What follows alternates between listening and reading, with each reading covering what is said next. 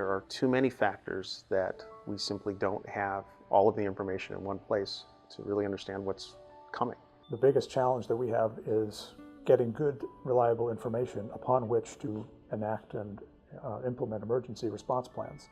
This is exactly what we need. And I only saw the beginning product, and I still was able to say this is exactly what we need. Something that will help the community and the fire service and the towns and the cities and all the governments realize, one is the threat that we actually do have with earthquakes. Again, not a matter of if we're going to have an earthquake, but when it's going to happen, and then how do we respond to that? And historically, we respond after the fact. We respond, so to speak, to mitigate the event when we have the ability to do some prevention exercises, do some things to prepare for that earthquake.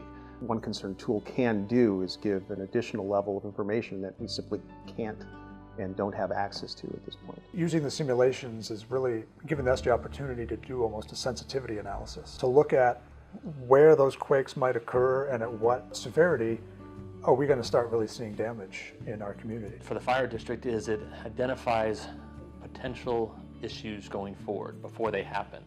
And if I know that, or if I have an idea that there is going to be an issue, whether it's roadways, structures, things to do with the life threat to people, I can prepare for that, and I can kind of plan to how do I mitigate that before it happens.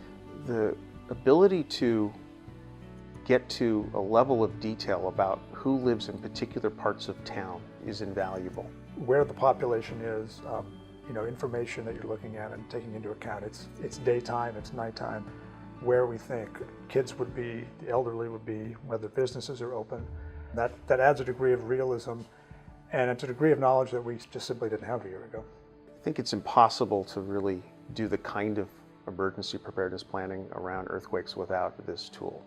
I've asked my staff to run as many simulation as they possibly can at different levels of intensity of an earthquake and locations, just to see if there are spots in town that jump out as potential problems. We look at One Concern as a very important information source to provide us data and information about what might be happening in the field that we may not be able to get from either first responders or our own residents reporting into us. We have been so fortunate to have found a partner, someone willing to listen to the ideas that we have, and someone that we're learning a tremendous amount from.